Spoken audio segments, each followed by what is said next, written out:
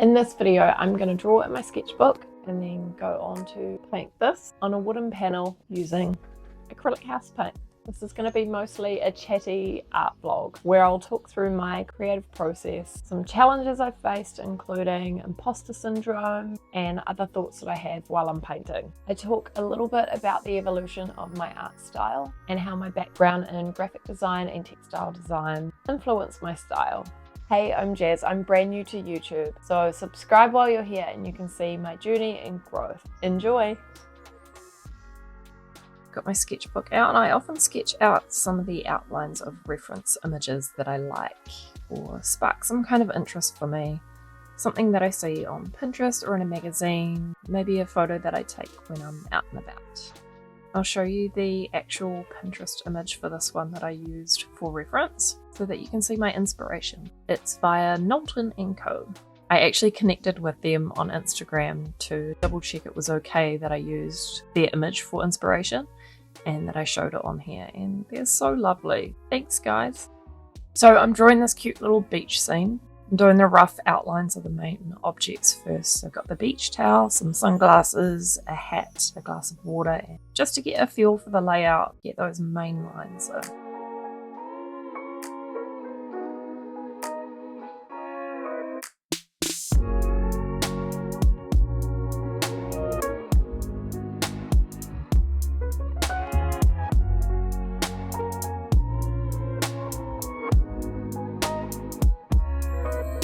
At night time, I often sketch out just the outlines in pencil for general composition and as a guide for the objects.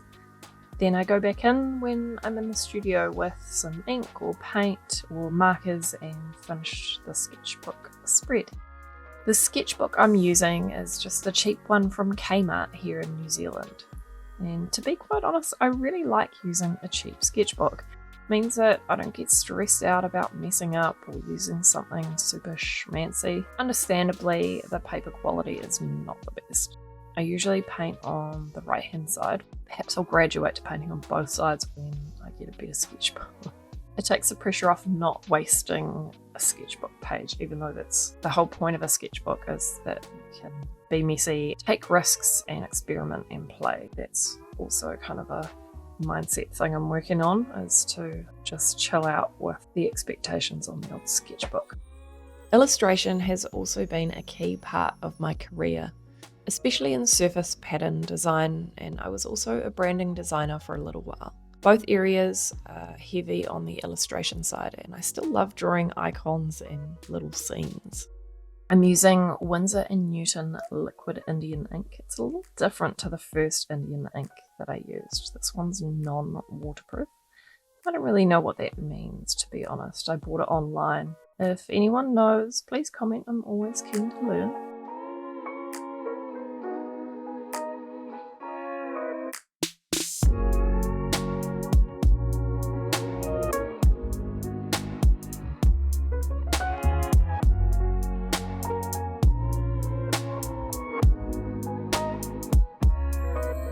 Before I start painting or begin work on a commission or a client project for my surface pattern work, I like to do draw a page,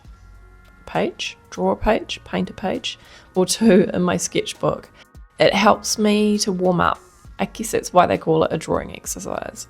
I think it's also worth mentioning that this real-time long format video is a massive shock to my system. This is my third YouTube video now, and I'm really trying to slow things down to a pace that's entirely different from my usual Instagram content.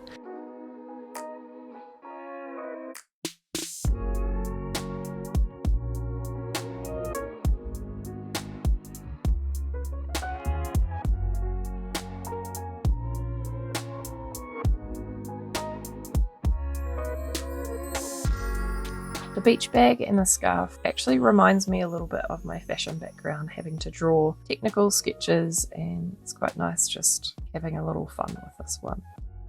I'm adding in a bottle of water here. I came up with a cute name while I was sketching this one out at night. I'm going to name this one It's Water, I promise. It's a little bit of tongue-in-cheek as to when we were younger. and try and sneak in alcohol to a music festival in water bottles. Sorry, Mum. Anyway, I appreciate the simplicity of using limited supplies or materials. Restrictions have been really helpful in my creative process. I'm often inclined to jump at new things or ideas, so the concept of repetition or using the same brush seemed fairly daunting. It curbs my decision paralysis when I have a creative project on the go. By starting out my time in the studio by beginning with something low barrier like a single colour sketchbook page has been super helpful. I really like this brush pen that I've got. My husband bought it for me for a birthday a few years ago, and it probably took me about a year to actually use. The brush pen is just a synthetic situation. I know that you can fill them up with ink, and I did do that, but then I kind of had a bit of a disaster. The ink went everywhere. It was not a good time. So I just do the dippy thing now, and then it also means that I can water it down so that I can play with value. The brush pen really helps me loosen up with my brush strokes. A lot of my earlier paintings have quite a lot of clean lines, and I really like how this pen helps me to be more loose and free and care a little less if I make mistakes. I liked the idea of adding in some cute sandals, which I'm doing here. Probably needs a little bit more work on the shape. This is quite a long time to chat. 20 minutes. I don't normally have this many words. Maybe I should get my husband to do my voiceovers because he's got a lot more words than me. Thanks, ADHD.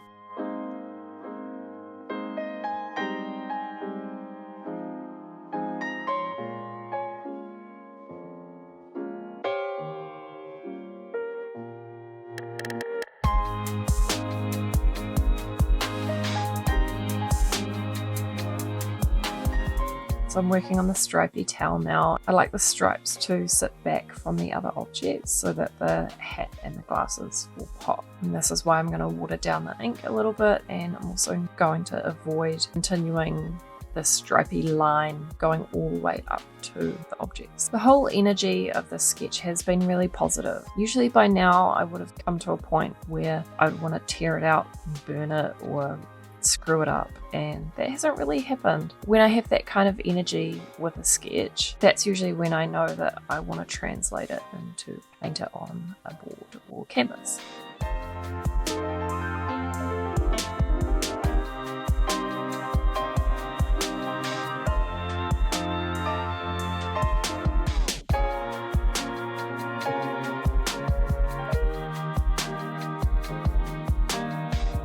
I'm drawn to the feelings that this scene is bringing up. Relaxation, quiet, kind of feel the warmth of the sun, maybe a suggestion of me time, all things that I delight in as an introverted mum. The beach is just a stone's throw from my house. Well, a few streets away, but you get the idea. For me, the beach is like pushing a reset button. When I'm feeling overwhelmed with the kids or have had a whole day of admin or computer work, a half hour at the beach, maybe a quick cold dip or some quiet time really fills my cup. My husband and I try to make space for each other to get some beach time in to help us have a little more capacity and be more present for the hectic dinner and bedtime chaos that comes with 2 young kids. Just adding a touch of shadow to some of the objects. I'm working on getting a little more depth into the sketch, and I'm adding in some texture now. Just a little suggestion. I don't want to do the whole bag. I'll be honest, I'm actually avoiding working on the hat some more here, as I'm anxious that I'm going to stuff it up. So I'm building myself up to just go for it. And I'm starting to think about if there's anything else that needs to be a little darker, maybe add in some more details. I like some texture to the hat. Again, making it lighter than the outlines so that I get a nice differentiation and get a clear idea of the outline of the hat.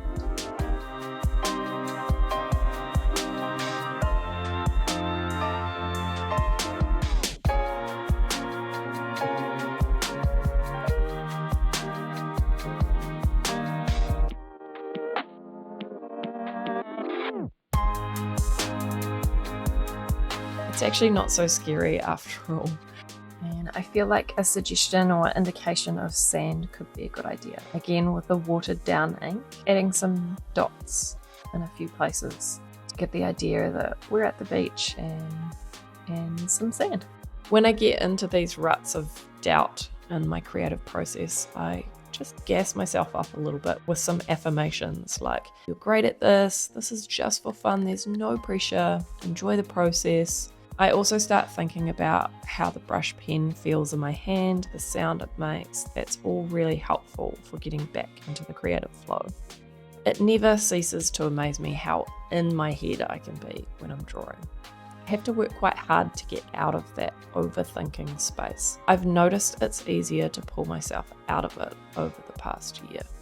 A few things that have been helping me through this is my sketchbook practice, but also just making crappy art that nobody else sees, drawing to some music or other drawing exercises that are totally unrelated to what I'm working on in the studio. For a long time, I was only making art for production's sake, as in it had to become an end product, otherwise it was a waste of time in my head. And that's when creative block kicked in.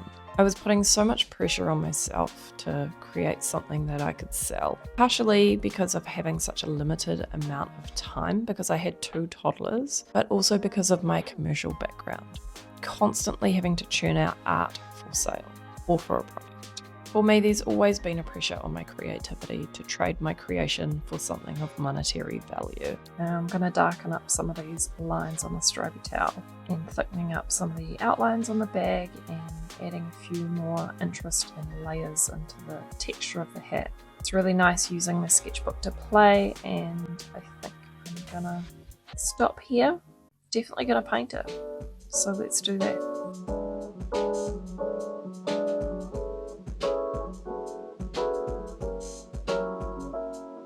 I've loosely drawn out my sketch. I had quite a few round wood panels sitting in my studio that I had already prepped with my base layer painting.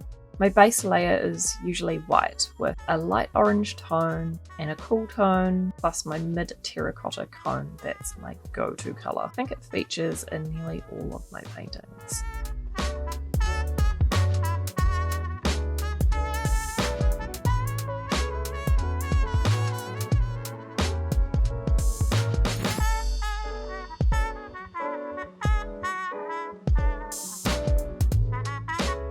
I'm using a Princeton brush, maybe it's a number 8, just a cheapie.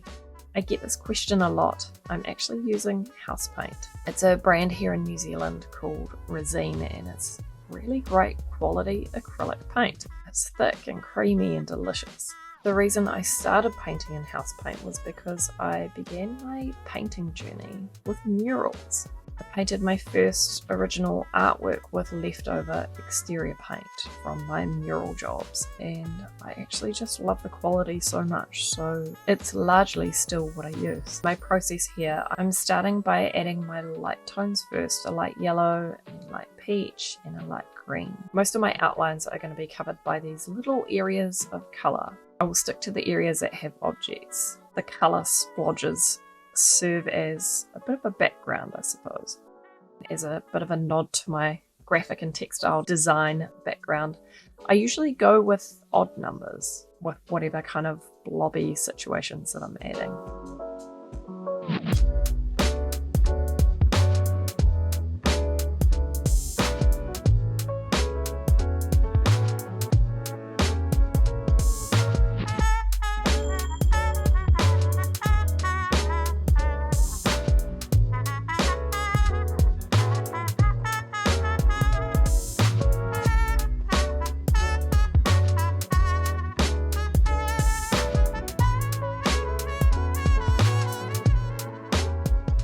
I noticed a few thoughts spinning around my head recently that I had to constantly try new things, and that I wasn't a good artist if I was continually painting the same subject in the same style.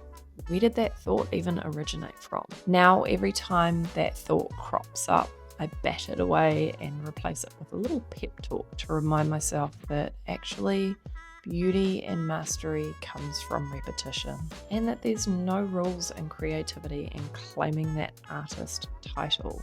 I had an art mentoring session and I was encouraged to make art that was just for me and to really put constraints around what I was making. For example, a time limit of say 15 minutes, pick the same subject, the same medium, same substrate and size, and just keep doing that a little bit each day.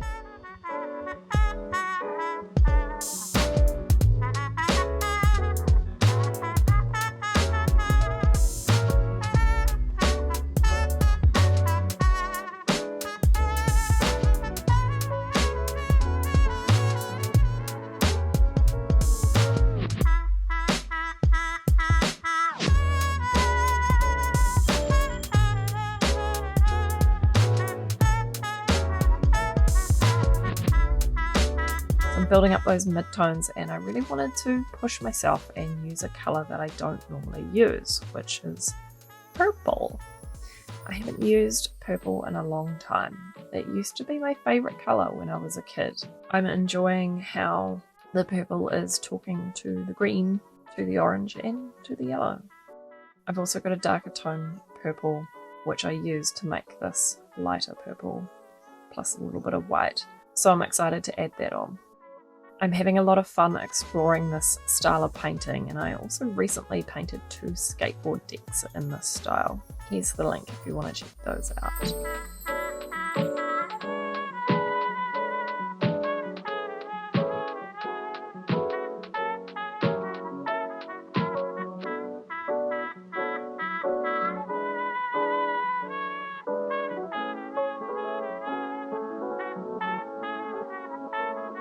How good is that? It's such a beautiful colour. This is about the time I start second guessing myself again. I think it's a horrendous painting. What am I doing? I've wasted a beautiful panel. Everybody hates purple. Blah blah blah. But actually this whole painting and sketch process has had a really nice energy and flow to it. This is maybe the 10th painting that I've done in this style, so I imagine that's also giving me a little sense of confidence. Plus some good music while I'm painting. Now I'm racing against the clock a little bit here because I have to stop soon and pick up my daughter from school. It's also nice to walk away and kind of have a think about my next move.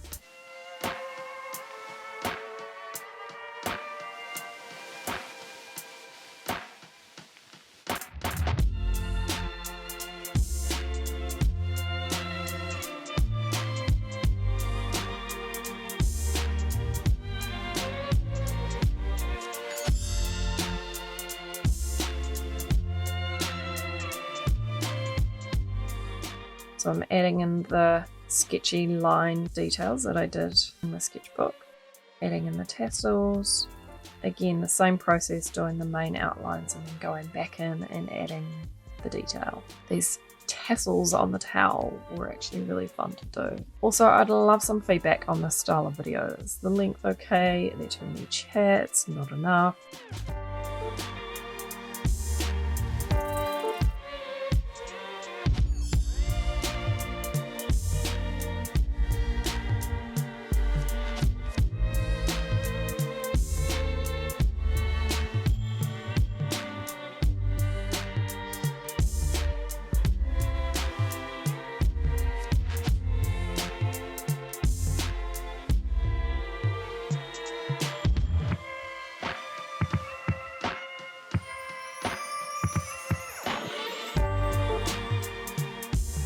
And again, my favourite part is doing the glasses. And this super fancy brush here, you can get your own. I'll tell you how. I'm not a kind person. I mean, I'm a kind person, but not kind to my brushes. So basically, I just left it in water for like a week and completely forgot about it. And then I got this lovely bent brush. There's my secret. It worked out quite well for me, to be honest. So I end up going back in and adding some bright yellow, a little complementary colour tone to really make that purple pop. And I forgot to film that process because I'm still getting used to this whole YouTube long format, film everything you do situation, but you'll get the idea.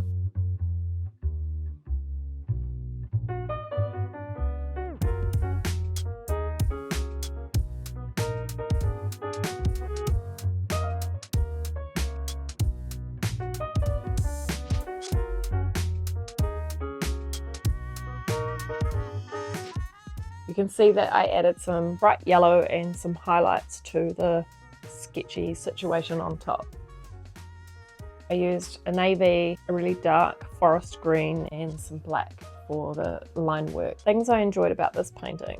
I liked using a colour that I don't normally use, and I added some shells which I didn't originally have in my sketch from my sketchbook.